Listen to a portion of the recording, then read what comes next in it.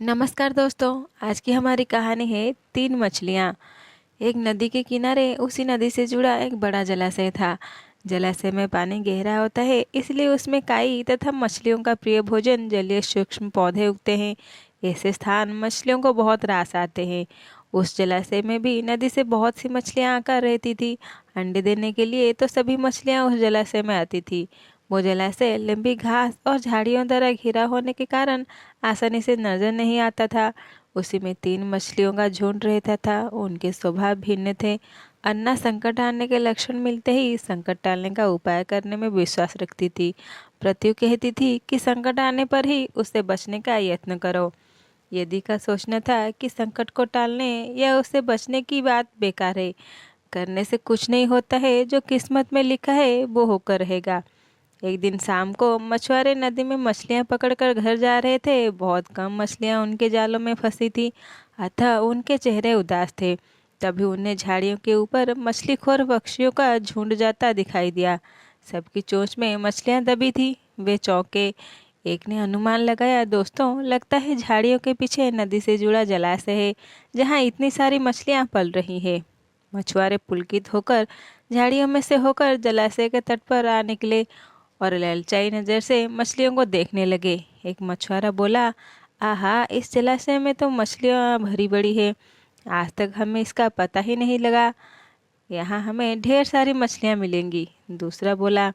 तीसरे ने कहा, आज तो शाम घिरने वाली है, कल सुबह ही आकर यहाँ जाल डालेंगे। इस प्रकार मछुआरे दूसरे दिन का कार्यक्रम तय करके चले गए। तीनों मछलियों ने मछुआरे की बात सुन ली थी।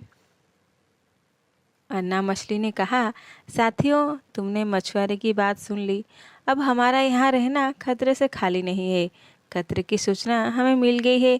समय रहते अपनी जान बचाने का उपाय करना चाहिए। मैं तो अभी ही इस जलाशय को छोड़कर नहर के रास्ते नदी में जा रही हूँ। उसके बाद मछुआरे सुबह आए, जाल फेंके मेरी बला से, तब तक मैं तो बहुत दूर चली जाऊंगी।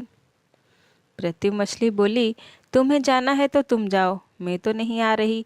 अभी खतरा आया कहाँ है जो इतना घबराने की जरूरत है। हो सकता है संकट आए ही ना। उन मछुआरों का यहाँ आने या का कार्यक्रम रद्द हो सकता है रात को उनके जाल चूहे कुतर जाएं। हो सकता है उनकी बस्ती में आग लग जाए। भूचाल आकर उनके गांव को नष्ट कर सकता है, या रात को मूसलाधार वर्षा आ सकती है और बाढ़ में उनका गांव बह सकता है। इसलिए उनका आना निश्चित नहीं है। जब वो आएंगे तब की तब सोचेंगे। हो सकता है मैं उनके जाल में ही ना फंसूं। यदि ने अपनी भाग्यवादी बात कही। भागने से कुछ नहीं होने का। मछुआरों को आना है तो वो आएंगे, हमें जाल में फंसना है तो हम फंसेंगे। किस्मत में मरना ही लिखा है तो क्या किया जा सकता है। इस प्रकार अन्ना तो उसी समय वहां से चली गई। प्रति और यदि जलाशय में ही रह गई। भोर हुई तो मछुआरे अपने जाल को लेकर आए और लगे जलाशय में जाल फेंकने और मछलियां पकड़ने। पृथ्वी ने संकट को आए देखा तो लगी जान बचाने के उपाय सोचने। उसका दिमाग तेजी से काम करने लगा। आसपास छिपने के लिए कोई खोखली जगह भी नहीं थी। तभी उसे याद आया कि उस जलाशय में काफी दिनों से एक मरे हुए ऊद बिलाव की लाश तैरती रही है। वो उसके बचाव के काम आ सकती है। जल्दी से उसे वो लाश मिला। लाश सड़ने लगी थी। पृथ्वी लाश के पेट में घुस गई और सड़ती लाश की सड़ांध अपने ऊपर लपेटकर बाहर निकली। कुछ ही देर में मछुआरे के जाल में पृथ्वी फंस गई। मछुआरे ने अपना जाल खींचा और मछलियों को किनारे पर जाल से उलट दिया। बाकी मछलियां तो तड़पने लगी, परंतु पृथ्वी दम साध कर मरी हुई मछली की तरह पड़ी रही।